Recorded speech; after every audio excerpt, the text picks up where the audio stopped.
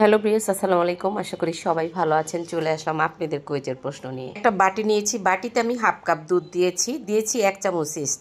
10 minute রেস্টে রেখেছি। এরপর ফিরে আসলাম আবারও 2 টেবিল চামচ দিয়েছি চিনি, স্বাদ মতন লবণ। সব কিছু মিলিয়ে আমি 1 কাপ দিয়েছি ময়দা।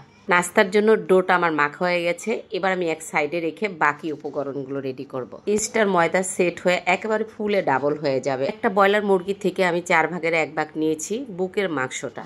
একেবারে পাতলা করে কেটে নিয়েছি আমি একটা নাইফের সাহায্যে। এটা দেখতে পাচ্ছেন, এখানে আমি 1 কাপ চিরা নিয়েছি। এটা লাল চিরা। পরিষ্কার করে শুকনো কাপড় দিয়ে মুছে নিয়েছি। 1 টেবিল চামচ দিয়ে আমি চিরাগুলো ভেজে নামিয়ে নিয়েছি। এটা হলো আলু। আমি হাতে একেবারে স্লাইস করে কেটে রোদে শুকিয়ে বয়ম করে রেখেছি। মাঝে মাঝে আমার মেয়েকে আমি ভেজে দিই এভাবে। আমি সয়াবিন তেল দিয়ে আলুগুলো ভেজে নিয়েছি। তারপরে একটা ফ্রাই প্যান দিয়ে আমি চিকেনগুলো দিয়েছি। হাফ চামচ আদা বাটা, হাফ চামচ রসুন বাটা দিয়েছি, লাল মরিচ 1 চামচ, সয়া সস দিয়েছি 1 চামচ। লবণটা আমি স্বাদ মতন দিব না, অল্প করে দেব, কারণ আমরা সবাই জানি সয়া সসে প্রচুর পরিমাণ লবণ থাকে। এবার আমি টমেটো সস দিয়েছি 2 টেবিল চামচ। এই টমেটো সসটাও আমি হাতে করেছি। গরম মশলার গুঁড়া দিয়েছি 1 চামচ। চিকেনটা আমার হয়ে গেছে, আমি নামিয়ে ফেলবো। সবকিছু মিলিয়ে হাই হিটে জাল করেছি 5 মিনিট। এদিকে ফিরে আসলাম। ডোটা দেখেন কত সুন্দরভাবে সেট হয়ে গেছে। আমি একটু বাতাসটা বের করে নিচ্ছি। এটা মাখামাখি করার আর কিছুই নেই। আমি যে বাটিতে ডোটা মেখে রেখেছি সেটা ঢাকনা ছিল না, এই জন্য আমি বাটিটা চেঞ্জ করে ঢাকনালা বাটিতে রেখেছি। এতে কি হয়েছে, ইস্টটা আমার ভালোভাবে তাড়াতাড়ি সেট হয়ে গেছে। কিছু আমার রেডি হয়ে গেছে। আমি যে নাস্তাটা বানাবো এর জন্য আমি একটা ডিশ নিয়েছি। ডিশের ভিতরে আমি একটু তেল ব্রাশ করে নিয়েছি। একটা কাঁটা চামচ নিয়ে আমি একটু ট্যাপ ট্যাপ করে দিচ্ছি। এবার নিশ্চয়ই বুঝতে পারছেন যে আমি কি নাস্তা তৈরি করেছি। ছোট বড় সবারই খুব এই নাস্তাটা প্রিয়। তবে আমি পিৎজাটা একটু ভিন্ন টেস্টের করেছি। এখানে যে পিৎজা সসটা আমি ব্যবহার করেছি এটা কিন্তু আমি নিজের হাতে করেছি। ভিডিওটা স্কিপ করে দিয়েছি, বড় হয়ে যাবে এই জন্য। এখানে আমি কি কি রেডি করেছি দেখেই বুঝতে পারছেন। আর সাজিয়ে নেব। ভাবে পিৎজা তৈরি করলে যে এতটা স্বাদ আসলে না খেলে বুঝতে পারতাম না। প্রথমেই চিড়া ভাজা দিয়েছি, তারপর দিব চিজ। এই চিজটা খুবই ভালো, দুবাই থেকে এনেছে। আমি একটু বেশি পরিমাণে দিয়েছি। বাইরে কিন্তু পিৎজা খেতে গেলে চিজ চিকেন কিছুই মুখে পড়ে না। এই পিৎজার রেসিপিটা কিন্তু দুবাইয়ের। এবার দিয়ে দিচ্ছি পটেটো।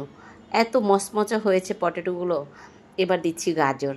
স্লাইস করে একেবারে পাতলা করে একটা কাটার সাহায্যে একটা গাজরের অর্ধেকটা এখানে ব্যবহার করেছি। এবার দিব পিৎজার আসল যে টেস্ট সেটা, অরিজিনাল। তারপর দিব চিলি ফ্লেক্স। আশা করি আপনাদের উত্তর পেয়ে গেছেন। আমি আজকে কাউকে বিজয় ঘোষণা করতে পারলাম না, সরি। এই চিকেনটা কতটা স্বাদ হয়েছে মাখা মাখা মশলায় দেখেই বোঝা যাচ্ছে। এখানে আমি পুরো চিকেনটাই ব্যবহার করব। এভাবে চিকেন তৈরি করে আমি আমার মেয়েকে দিই বিকেলের নাস্তায়। এই পিৎজাটা কিন্তু খুব চড়া দামে দুবাইতে যেবার বাবা খেয়ে এসেছে। অনেক কষ্ট করে রেসিপিটা আমাকে এনে দিয়েছে। পিৎজাটা খেয়ে বলল যে আলহামদুলিল্লাহ তোমারটা আরও বেশি মজা হয়েছে। এবার আমি একটা পেঁয়াজ দিয়েছি আবারও চিজ, আবারও চিকেন দিয়েছি। যেহেতু আমি 3টা লেয়ার দিয়েছি সেজন্য আমি পরিমাণ মতো আবারও সব কিছু দিয়ে দিলাম। উপর থেকে একটু গোলমরিচের গুঁড়া ছড়িয়ে দিয়েছি। চুলায় আমি সবসময় পিৎজা করি।